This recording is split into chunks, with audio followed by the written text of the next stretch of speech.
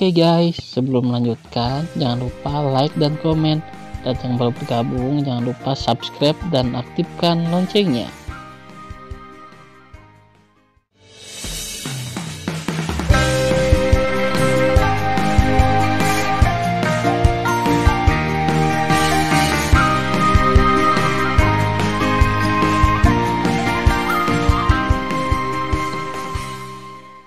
Episode 14.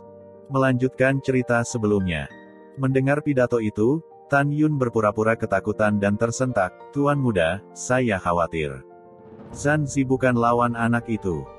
"Tuan muda, ranah apa Zanzi? Dan berapa banyak orang yang dia bawa?" Setelah Tan Yun berbicara, Zhan Zuyun berteriak dari rune sihir transmisi suara, "Fang Dong, apakah kamu takut bodoh? Zanzi adalah yang kelima setengah suci, tidakkah kamu tahu? Juga, jangan khawatir, Zanzi juga membawa 200 dewa."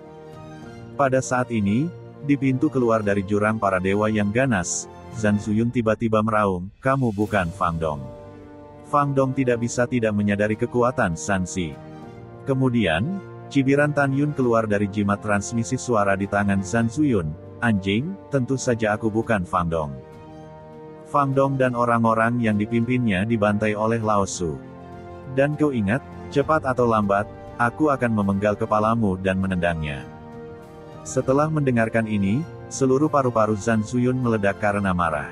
Dia meraung pada jimat pemancar suara, "Nak, dengarkan aku dengan jelas. Tuan muda ini, ada 5,5 orang suci yang menjaga pintu keluar dari jurang para dewa yang ganas. Selanjutnya, 200 dewa akan memasuki jurang para dewa yang ganas. Persetan, tunggu kamu mati." Pada saat ini, suara ketidakpedulian Tan Yun terdengar lagi di jimat transmisi suara, "Benarkah? Hidupku sangat sulit. Jangan bicara omong kosong. Jika kamu memiliki kemampuan untuk membunuhku." Setelah mengatakan itu, tidak ada lagi suara yang keluar dari jimat transmisi suara di tangan Zhan Zuyun. "Aku sangat marah." Zhan Zuyun meraung marah. "Jangan marah tuan muda, dia hampir tidak bisa terbang." Zanzi dari Yusulin Feng berkata dengan niat membunuh, "Apa yang harus dilakukan selanjutnya? Tolong beritahu saya apa yang harus dilakukan selanjutnya." Zhan Zuyun menarik napas dalam-dalam, menenangkan suasana hatinya, tampak murung dan berkata, "Zanzi, kamu menemaniku untuk menjaga pintu keluar. Semua 200 dewa lainnya masuk dan mencari. Cari semua ingatan semua dewa di dalamnya dengan pencarian jiwa." Mendengar pidato itu, 200 dewa bumi kelas 1 hingga kelas 9 menerima perintah dan terbang ke jurang para dewa yang ganas. Pada saat yang sama, air terjun timur di kedalaman jurang para dewa yang ganas. Di gua tirai air, kemarahannya mengerikan. Orang-orang tidak menyangka bahwa begitu banyak dewa datang dari keluarga Zhan. Itu saja, sebenarnya ada kelas 5 semi-suci. "Kamu tidak perlu panik." Setelah Tan Yun menghibur orang-orang, dia menatap Jinglu. "Kunpeng bagus dalam kecepatan." Jinglu berpikir dan berkata, "Aku seharusnya setara dengan orang tingkat kelima setengah suci. Namun, daya tahanku jauh lebih kuat daripada manusia." "Bagus, sangat bagus." Tan Yun merencanakan dan mencibir, "Jinglu, kamu membawa kami keluar dari jurang para dewa yang ganas. Zanzi mungkin tidak akan menyusulmu. Juga, ketika melewati pintu keluar dari jurang para dewa yang ganas, dengarkan perintahku. Aku ingin melihat apakah aku memiliki kesempatan untuk membunuh Zhan Zuyun." Jinglu menganggukkan kepalanya dengan berat, "Baiklah, oke." Selanjutnya, Tan Yun membiarkan Shen Subing dan hewan lainnya memasuki menara Dewa Lingqiao. Ketika Tan Yun membacanya, pagoda Lingqiao berubah menjadi seberkas cahaya. Setelah mengebor telinga kanan Tan Yun, dia sepertinya memikirkan sesuatu dan bertanya, "Xiao Lu, mengapa kamu membenci San Peng?" Jinglu berkata, "Saudaraku, saya mendengar bahwa di masa lalu, setelah Anda terluka di alam semesta ekstrateritorial dan melarikan diri kembali ke dunia Dewa Hongmeng, pengawal Anda San Peng yang mengungkapkan berita Anda kepada Raja Dewa Tertinggi. Kemudian, Raja Dewa Tertinggi memberitahu berita Anda kepada Lingxia Tianzun yang mengkhianati Anda. Itu juga orang yang tidak tahu berterima kasih yang memberitahu suaminya Chaos Tianzun di mana kamu bersembunyi. Jadi Chaos Tianzun memberitahu tuannya tentang berita itu. Akhirnya, Chaos Supreme dan Si Yuan Supreme bersama-sama membunuhmu. Mendengar pidato itu, Tan Yun mengangguk dan menunjukkan niat membunuh yang kuat di matanya. Apa yang kamu katakan itu benar. Zhan Peng, Raja Dewa Tertinggi dan Lingxia Tianzun, 3 orang yang paling kupercaya di masa lalu, telah mengkhianatiku. Cepat atau lambat, aku akan membuat hidup mereka lebih buruk daripada kematian. Setelah mendengarkan, Jinglu tersenyum, kakak, aku yakin kamu bisa membalas dendam. Ya, Tan Yun tersenyum dan berkata, saudaraku, kemana kita akan pergi setelah kita meninggalkan jurang para dewa yang ganas? Jinglu berbisik, kalau tidak, aku akan membawamu ke Kunpeng Tianhai. Jika Kunpeng dari 6 ras tahu Anda akan pergi, dia akan setia kepada Anda. Tan Yun menggelengkan kepalanya dan berkata, jangan pergi ke Kunpeng Tianhai. Kenapa, kakak tidak mempercayai 6 keluarga Kunpeng? Kata Jinglu. Ini bukan ketidakpercayaan. Tan Yun mengerutkan kening, tetapi Kunpeng Tianhai terlalu jauh dari sini, dan tidak ada sumber daya budidaya. Sekarang aku berencana untuk meninggalkan jurang para dewa yang ganas dan pergi ke wilayah dewa-dewa lain untuk menemukan buah dewa manusia dan ular dewa bumi. Oh, omong-omong, Jinglu, apakah kamu tahu alam suci baru apa yang telah terbentuk di dunia surgawi Hongmeng setelah kejatuhanku di masa lalu?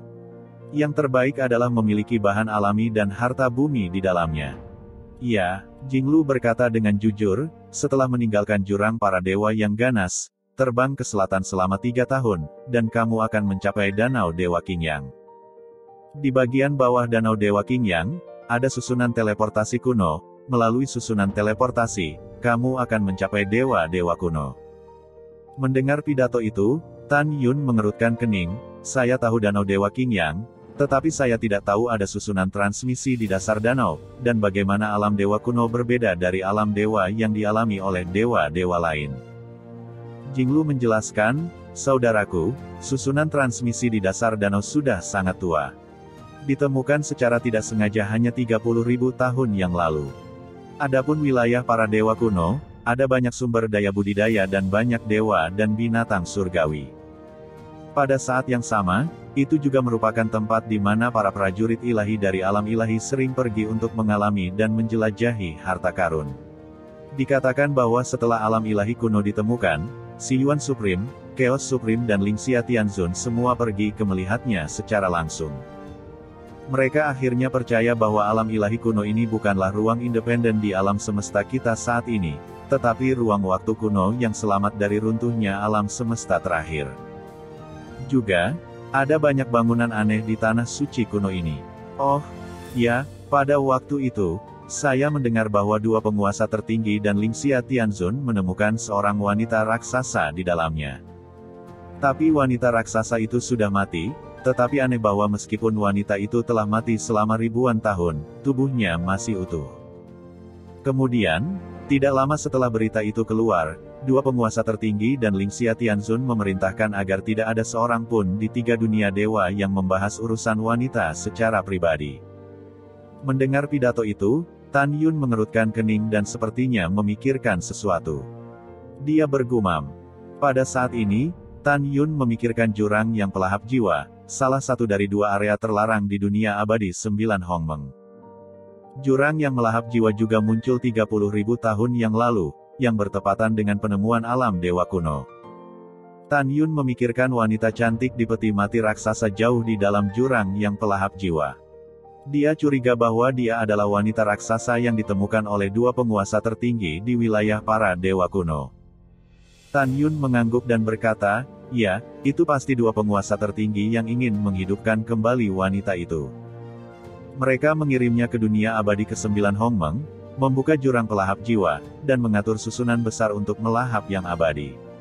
Jiwa, kekuatan abadi, dan esensi darah untuk membantu wanita itu bangkit kembali. Berpikir di sini, Tan Yun memutuskan untuk pergi ke alam dewa kuno.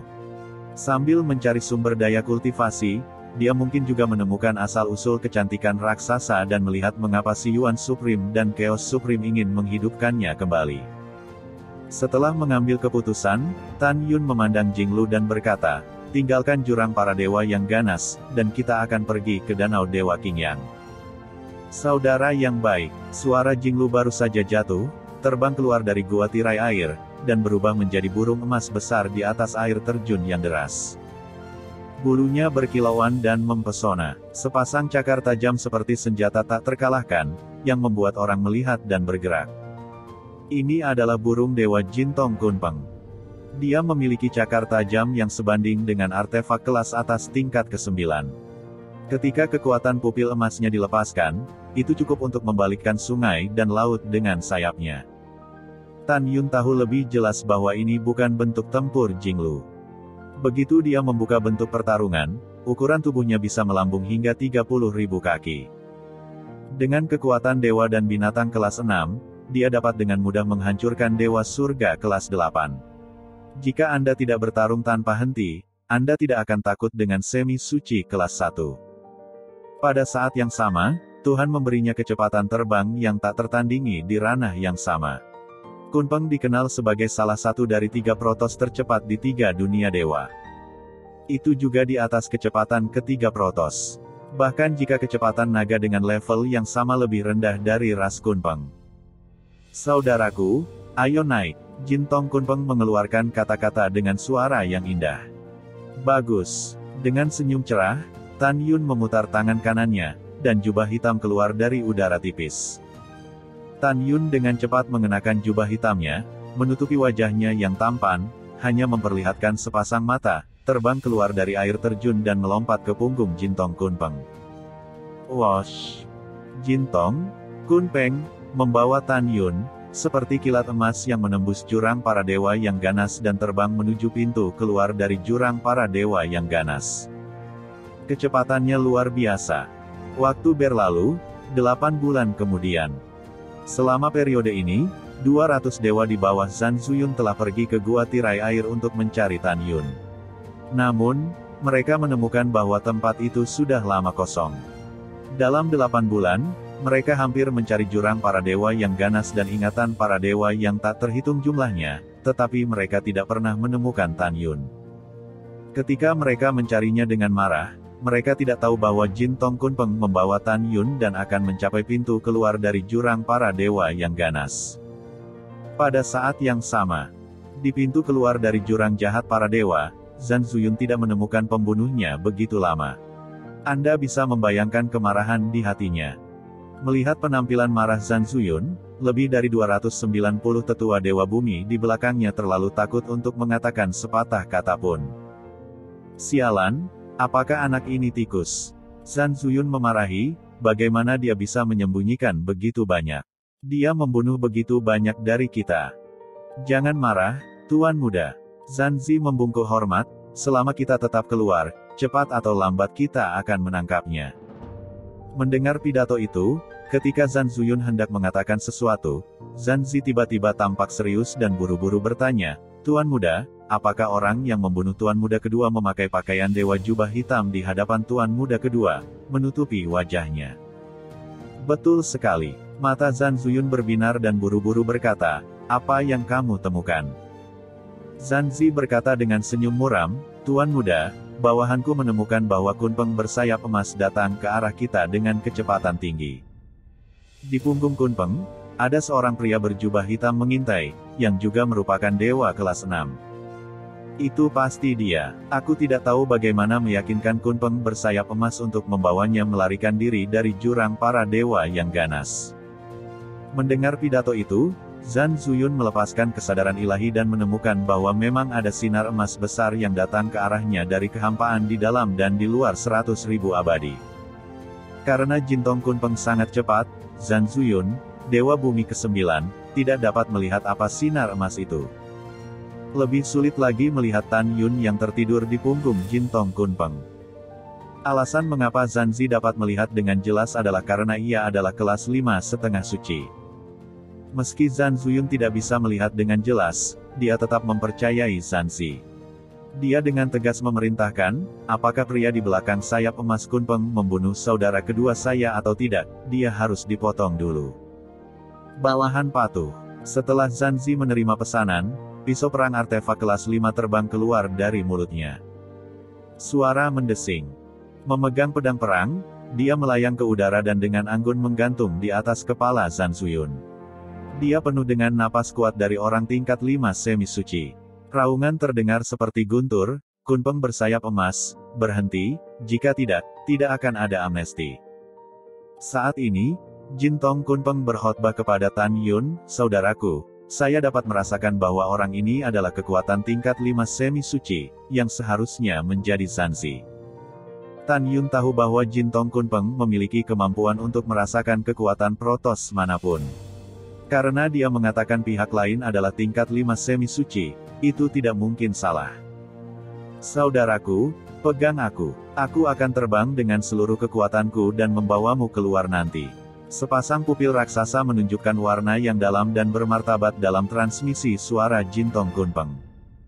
Dia tahu bahwa dia hanya memiliki kecepatan, dan dia harus berada di posisi yang sama dengan pihak lain.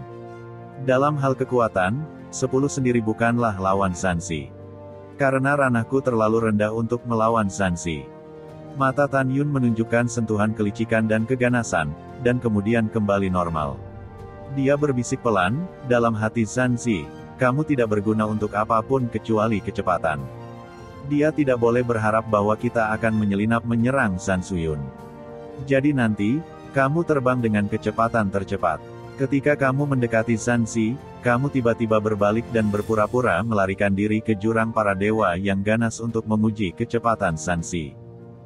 Jika kecepatannya benar-benar lebih dari kamu, maka, setelah memasukkannya ke dalam jurang para dewa yang ganas, bunuh dia lagi, buru-buru keluar dari jurang yang ganas dan luncurkan serangan mendadak ke Zan Zuyun. Mendengar pidato itu, Jintong Kunpeng berkata, kakak, apakah kamu ingin menangkapnya dan mengancam Zanzi? Ancaman bukanlah tujuan, Tan Yun berkata dengan keras, aku akan membunuhnya. Oke, aku paham. Ketika Jintong kurang dari 1000 mil jauhnya dari Zanzi, dia tiba-tiba berlari menuju pintu keluar jurang yang ganas di sebelah kiri, seolah-olah dia ingin melarikan diri di sekelilingnya. Kamu adalah binatang dewa kelas 6. Kamu masih ingin bermain trik di depanku. Karena kamu tidak berhenti, aku akan membunuhmu. Zanzi, memegang pedang perang, tiba-tiba meledakkan kekuatan semi suci angin di tubuhnya, dan mengambil angin puyuh setinggi 10.000 kaki untuk membunuh Jintong Kunpeng. Kecepatannya 30% lebih cepat dari Jintong Kunpeng. Tan Yun berpura-pura ketakutan dan berteriak, kita tidak bisa melarikan diri. Kembalilah ke jurang para dewa yang ganas. Jadi Jintong dan Kunpeng berbalik dan melarikan diri ke jurang para dewa yang ganas. Zanzi meningkatkan kecepatannya hingga ekstrim, terus mendekati Jintong Kunpeng, dan tersenyum muram, hewan jahat, kamu tidak bisa melarikan diri. Bagaimana Jinglu? Tan Yun buru-buru ditransmisikan. Jintong Kunpeng berkata, saudaraku, saya memperkirakan kecepatannya sedikit lebih rendah dari saya. Oke, itu bagus. Tan Yun bersemangat dan berkata, bersiaplah untuk berbalik kapan saja dan tangkap Zan Zuyun sesegera mungkin.